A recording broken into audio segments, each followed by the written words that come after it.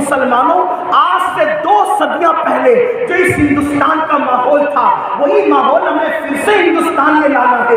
آپ کہیں گے کون سا ماحول تھا؟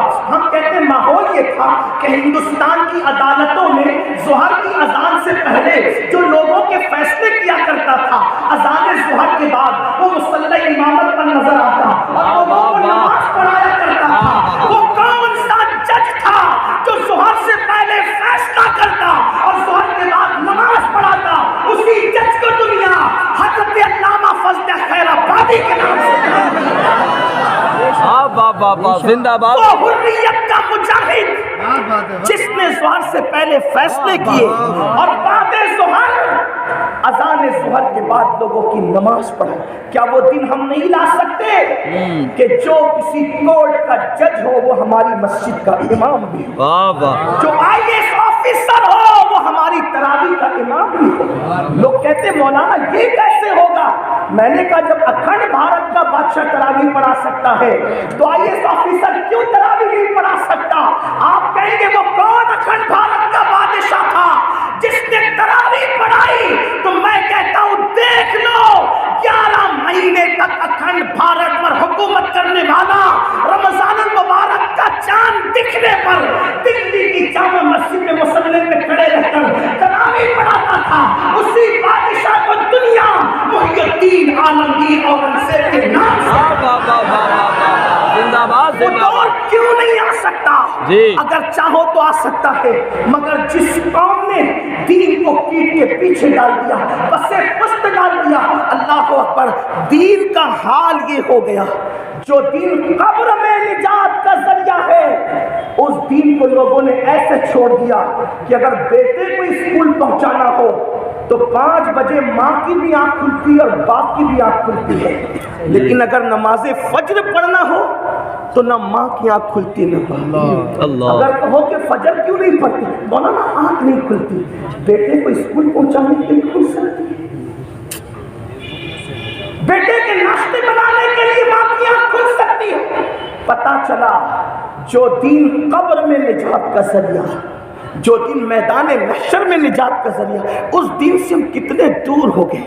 تو اچھے کام کے لیے آئے تھے، اچھے کام میں پہلا کام ہے علم، اور میں تو کہتا ہوں کہ ہر علم، آپ کہیں گے ہر علم، تو بس بات اتنی ہے دل محبوب کو دے دو۔ ہر علم میں جلوہ محبوب نظر آتا ہے، ہر علم میں نظر آتا ہے۔ آپ کہیں گے کیسے نظر آتا ہے؟ میں نے کہا بریلی کے تاجدار کو دیکھا۔ میں بات لمبی نہیں کروں گا لیکن بات دیکھو، علم میں جیومیٹری ہے، حالانکہ میں جیومیٹری کا بہت زیادہ جاننے والا نہیں ہوں، لیکن اتنا تو ہم نے بھی پڑھا ہے کہ جیومیٹری کی علم میں ایک ضابطہ ہے دائرہ بنانے کا، اور اس کا طریقہ یہ ہے کہ پرکار سمجھتے ہیں آپ کے ابھی پرکار ہی کہتے ہیں، پرکار جس کا کانٹا آپ رکھتے ہیں اور اس کے بعد پینسل رکھتے ہیں اور اس کو گھما کر آپ پورا دائرہ بناتے ہیں۔ جیومیٹری کے ماہرین کہتے ہیں دائرہ بنتا کیسے؟ نقطوں کو جوڑ کر کے دائرہ بنتا ہے، سرکل بن جاتا ہے۔ ٹھیک یہی جیومیٹری ہے۔ اب آپ دیکھیں اگر دل کوئی محبوب کو دے دے نا، دل کوئی محبوب کو دے دے، یار کو دے دے، تو جیومیٹری کے علوم میں بھی اس کو یاد نظر آتا ہے۔ ہم تو لوگوں سے یہی کہتے ہیں جس کے دل میں مصطفیٰ جان رحمت کا عشق بس جائے گا کہ قوم اس دن اپنا رشتہ گناہوں سے توڑ لے۔ گناہوں میں ڈوبنے کی سب سے بڑی وجہ یہ ہے کہ یہ دل اس کو نہیں دیا جس کا حق تھا۔ دل بادشاہ کو دے دو، یہ دل جسم انسانی کا بادشاہ ہے، اور وہ دلدار اللہ کی پوری مخلوق میں پوری کائنات کا بادشاہ۔ خالق کل نے آپ کو مالک کل بنا دیا، دونوں جہاں ہے آپ کے قبضہ و اختیار ہے۔ بادشاہ کو دے دو، بادشاہ کے حوالے کر دو۔ آپ کہیں گے جیومیٹری میں محبوب کیسے نظر آیا؟ میں نے کہا دل میں عشق ہو۔ کہتے ہیں نا کہ زلیخا کو ہر جگہ یوسف کا جلوہ نظر آتا تھا، میں نے تو اتنی فنا ہو گئی تھی کہ ہر جگہ ان کو جلوہ یوسف نظر آتا تھا. اگر عشق اپنے پاس بھی ہو ہر جگہ محبوب نظر آئے. مٹ جائے یہ خودی تو وہ جلوہ کہاں نہیں. میرے امام نے کہا مٹ جائے یہ خودی تو وہ جلوہ کہاں نہیں. اللہ اکبر. جیومیٹری میں محبوب کیسے نظر آئے. نقطے نقطے نقطوں کو مل کر دائرہ بنتا ہے. میرے امام نے اتنا مشکل مسئلہ اس دائرے کے ذریعے سے سمجھایا.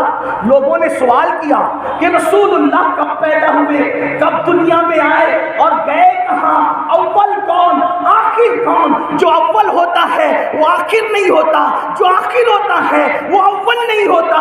لیکن میرے امام نے فرمایا کہ تم اول آخر کی بحث میں الجھے ہوئے ہو. ارے نادان, قرآن حدیث میں نظر نہ تھی تو نہ تھی, کم سے کم جیومیٹری کا علم نہیں دیکھ لیتا.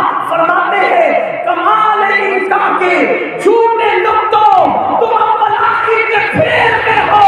محیط کی چال سے تو پوچھو کدھر سے آئے کدھر گئے. اگر دل میں محبوب بس جائے تو ہر جگہ پھر محبوب ہی نظر آتا. لیکن یہی کہتے پہلے دل ان کو دے دو, پھر سائنس سیکھو, جیومیٹری سیکھو, ریاضی سیکھو, جغرافی سیکھو, ہر جگہ پھر محبوب ہی محبوب نظر آئے گا, ہر جگہ جلوہ یار نظر آئے گا. آپ کو بتاؤں امام اہل سنت نے تو علم موسمیات کے میں بھی محبوب کو تلاش کیا. آپ جانتے ہیں نا موسمیات کے ماہرین کہتے ہیں جب چاند پورا ہو جائے, اسے بدر کامی کہتے ہیں, چودھری کا چاند, اس کے ارد گرد کالے بادلوں کا اگر حالا ہو جائے تو ماہرین موسمیات کہتے ہیں کہ رحمت کی بارش ہوگی, تکلیف والی بارش نہیں ہوگی. تو میرے امام نے یہ ضابطہ دیکھ کر اپنے محبوب کے چہرے کا تصور کیا اور کہتے ہیں لقد بدر فی الوجہ الاجمل خط حال امام زلف ابر اجل تورے چندن چندر و برو کنڈل رحمت کی برن برساد. علم موسمیات میں بھی محبوب کا جلوہ نظر آئے. تو بات کہنے چلا تھا پہلی چیز اچھے عمل کے لیے آؤ, علم کی طرف پیش رفت کرو. دوسری چیز عمل. جی عمل اس لیے کہ عمل کے بغیر علم وبال ہے, مصیبت ہے. عمل کی طرف آؤ. ہم علم کی طرف جاتے ہیں لیکن عمل کی طرف نہیں آتے.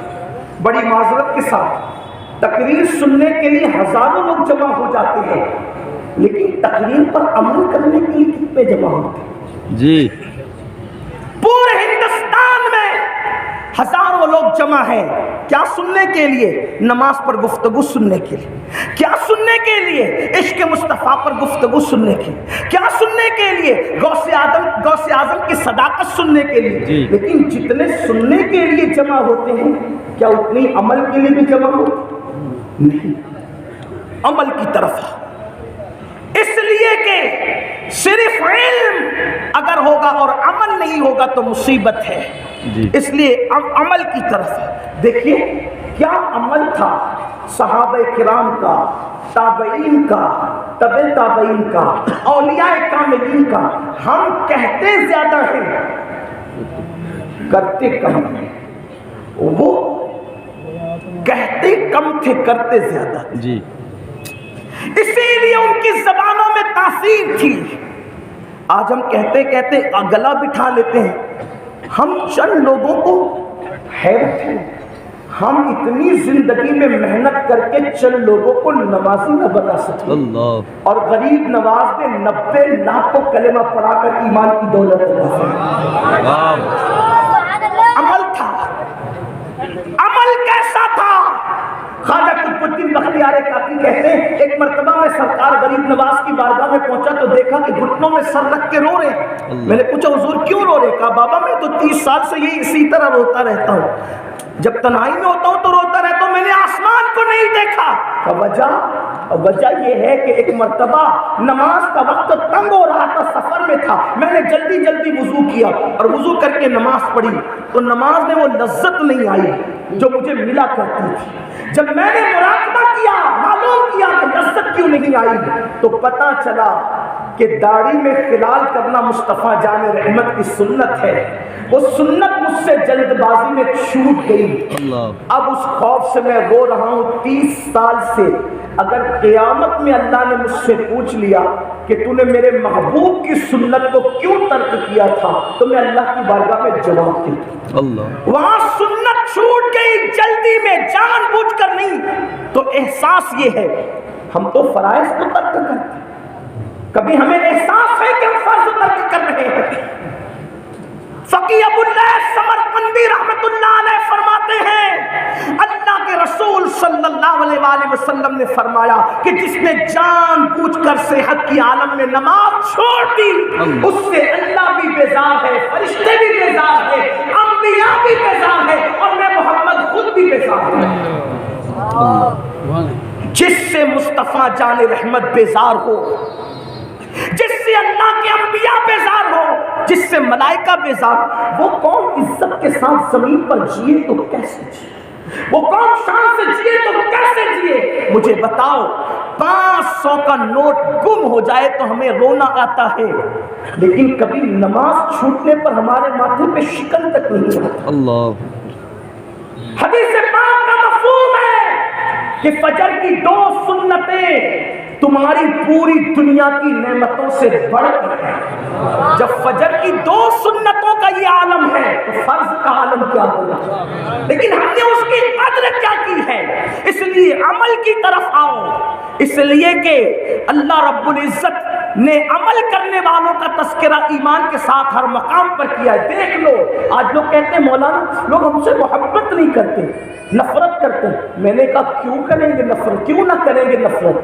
کیونکہ قرآن نے محبت کے لیے شرط رکھی ہے، ان الذین آمنوا وعملوا الصالحات سیجعل لهم الرحمن ودا، کہ جو ایمان لانے کے بعد نیک عمل کرتے ہیں اللہ ان کی محبت کو لوگوں کے دلوں کے اندر انڈیل دیتا ہے۔